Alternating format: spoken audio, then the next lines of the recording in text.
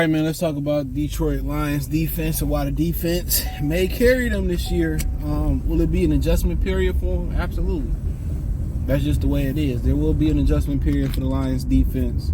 You got a lot of new pieces in there, but they did some things that I like, and one of the things that I like that most people are not going to talk about is the continuity that the linebacker core got. You got depth there, and you got familiarity there. When you talk about Jack Campbell, I think gonna have a big year. When you talk about Alexander Zoni, I thought he was like the defensive player of the year, MVP last year for the Lions. Next to Aiden Hutchinson, he played a really, really good game, a good year. Who else we got out there? So, Derek Barnes, who redeemed himself with an interception to Tampa from the missed sack that he had in Dallas, which ended up working in our favor anyway. So, in the long term, Rodrigo's still around, and we'll see if James Houston make the team. There's some talk that he may not make the team, but then you add, Makai Wingo. A lot of people love him what he did. Broderick Martin, another year, slimming down, but also DJ Reader, he arrived at some point. But then you got Levi Nazorki, who balling, and Josh Pascal, who already been banged up in camp. What's new? He been injured his whole collegiate and NFL career, but he there. Aiden Hutchinson, So obviously Aleem McNeil, and then the back end is where the improvement coming in at Rackstraw, Tyrion Arnold, Carlton Davis, Amick Robertson, Prefla safety, get C.J. Moore back, Brian Branch moving to safety, F.A. Malafanu gonna be a utility guy, Kirby Joseph gonna be a free safety. So they got pass rush, they got a lot of camaraderie at linebacker core, and then the back end just got to get it together. So the back end can get it together, and the front end can work together and get it together. I think they'll be all right. I think their defense might be able to carry them this year because, how are they going to create explosive plays is the question. If something happened to Jahmyr Gibbs and Jameson Williams, or St. Brown and Sam Laporta, they'll be able, their versatility offensively, they'll be able to run the football. So their ability to run that football, you know what I'm saying, it's cool. I mean, it covers up a lot, play action and all that stuff. So they ain't necessarily got to spread it out 5 wide or nothing like that.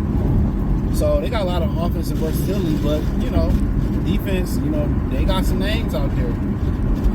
Even if they play man-to-man coverage, it's going to take some time for that back end to get together. But once they start clicking with the front end and the back end and the safeties and corners get together, they're going to be a nice football team.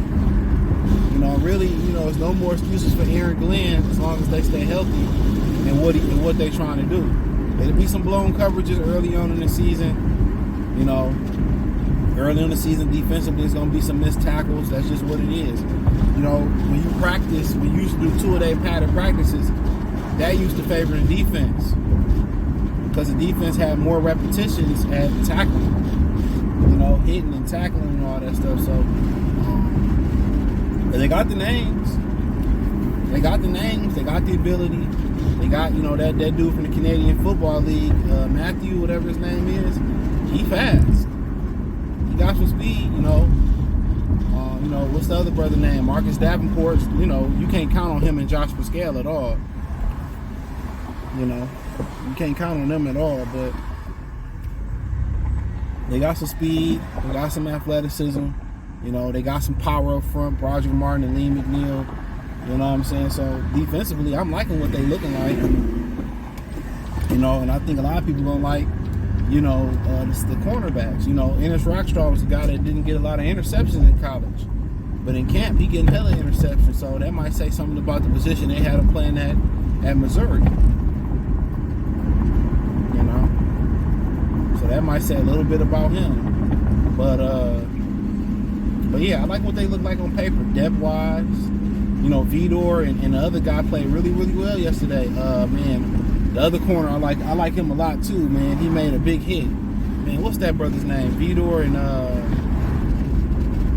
we got another corner that I like a lot. Damn, I can't think of his name. So they got a lot of depth at corner. Last year, going into last season, the issue was stopping the run. They made a concerted effort to stop the run. This year, they said, we got a problem stopping the pass. let's go get some corners. Let's go get 4 corners. They didn't want up to got 4 corners. Amick, Carlton, Terrion, Ennis. So they went to got 4. Kept Vidor. Brought Emmanuel Mosley back. So that, I guess they just wanted to give him a token contract. So yeah.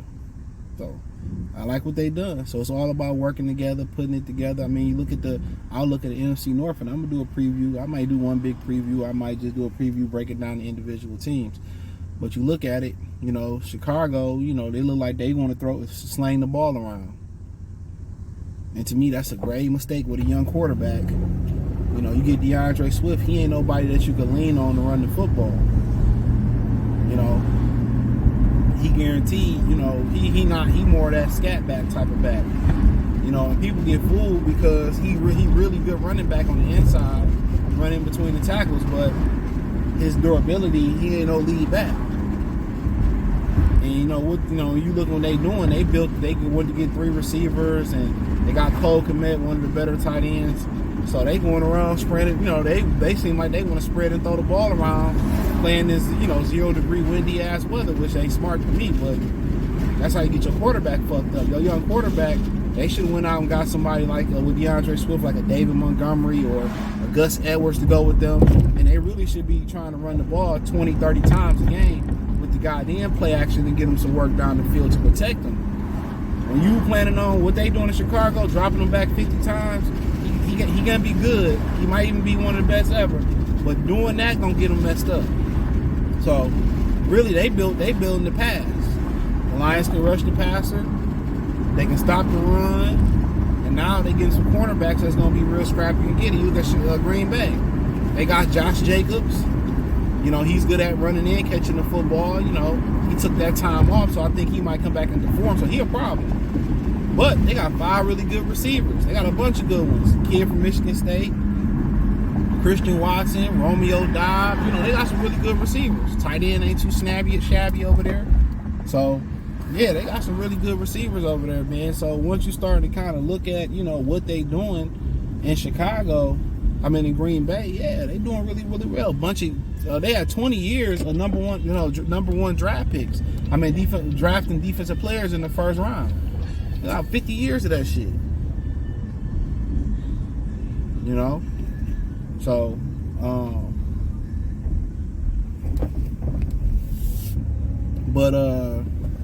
and then you look at Minnesota. They the injury bug. They signed Stephon Gilmore, but the injury bug didn't really hit them. So, they got Aaron Jones. Green Bay let him go. Justin Jefferson, and they'll find a way to win football games, but for the most part, with them, it's all about Justin Jefferson. I think he proved that last year when he sunned our whole secondary. But Cam Johnson should have got released based off that. Real talk, he should have got released based off that performance. But nonetheless,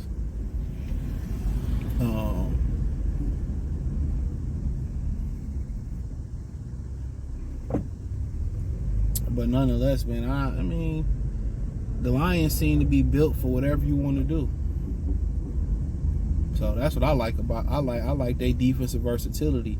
They seem to be built for wherever you want to take it to. The Lions seem to be like, okay, let's do it. Stop the run, get after the passer. And I keep telling y'all, man, if Anazorki hold up, especially if Pascal hold up, if Anazorki hold up, niggas in trouble.